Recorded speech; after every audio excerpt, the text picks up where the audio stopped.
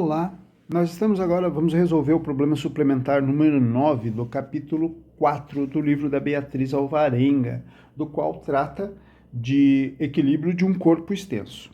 Diz lá o seguinte: o antebraço de uma pessoa pode ser considerado uma alavanca, tal que a força potente F seja proporcionada por uma contração muscular do bíceps, para equilibrar ou superar uma força resistente qualquer, como o peso P da figura desse problema. Então, a figura do problema é essa, onde eu tenho um braço, o meu antebraço, eu tenho o meu bíceps, onde eu aplico uma determinada força. Nesse antebraço eu tenho aqui, eu estou segurando um determinado peso P, e essa força que eu aplico no meu bíceps vai fazer com que o antebraço gire em torno desse ponto O aqui. Tá? Então, antes de começar, nós vamos tentar entender que tipo de alavanca é essa aqui, porque existem alguns tipos, inclusive essa é a letra A. Observe na figura do problema a localização do ponto fixo O, identifique que tipo de alavanca é o antebraço. Para identificar isso, primeiro nós vamos lá no livro da Beatriz Alvarenga ainda, né? Lá no livro texto, na parte do texto, do enunciado do texto dela. Tá carregando, calma lá, onde ele fala sobre tipos de alavanca, sobre o que são alavancas na página 141 e tipos de alavanca. Os três tipos de alavanca que ele cita aqui são alavanca interfixa, alavanca interpotente e alavanca interresistente. A que se refere isso?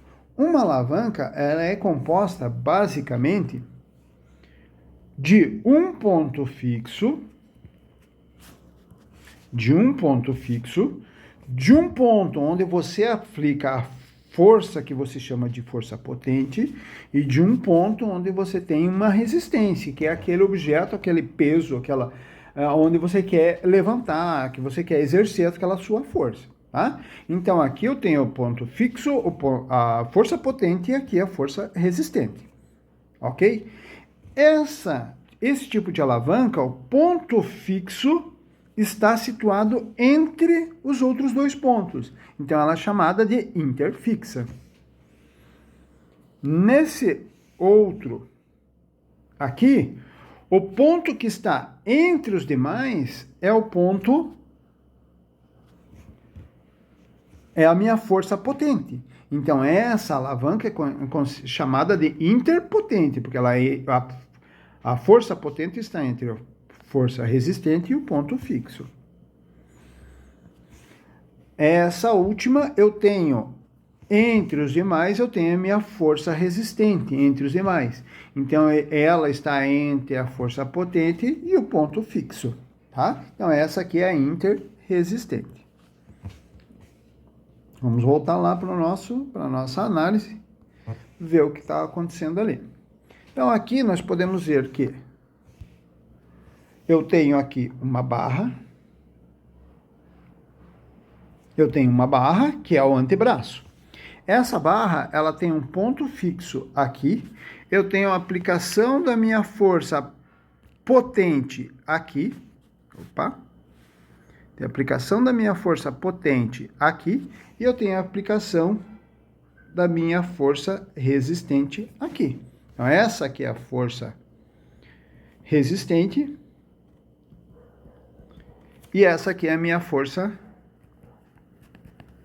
potente. E esse aqui é o ponto fixo. Então, o que eu vejo é que a força potente está entre a força resistente e o ponto fixo. Então, esse aqui é uma alavanca do tipo interpotente. Então, na letra A, alavanca interpotente. Na letra B, agora ele começa a pedir para a gente fazer algumas contas. Suponha que o bíceps atue a uma distância de 4 centímetros do ponto O. Então, olhando para esse desenho... Vou colocar em vermelho aqui, olhando para esse desenho, a distância aqui é 4 centímetros do ponto O. E que a distância de P a O também seja de 32 centímetros. Note que a distância daqui até aqui, ó, 32 centímetros. Até o ponto que vai girar. Até onde vai girar. Supondo ainda que P, que o peso lá que ele vai erguer é 5 kgf, qual o valor da força F que o bíceps deve exercer para equilibrar esse peso? Se é para equilibrar, nós temos que obedecer às condições de um corpo extenso em equilíbrio. Quais são elas? Somatória das forças em x igual a 0, somatória das forças em y igual a 0, somatória dos momentos igual a 0. Bom, força em x nem existe, não tem. Tá? Força em y tem, mas eu não vou analisar, é que eu não quero, não vai me precisar aqui. Por quê? Eu vou direto para a somatória dos momentos. Quais são os momentos aqui de giro em torno desse ponto? Eu vou ter o momento da força resistente e o momento da força potente. Notem que eles fazem com que o sistema, tendem a fazer com que o sistema gire em sentidos opostos.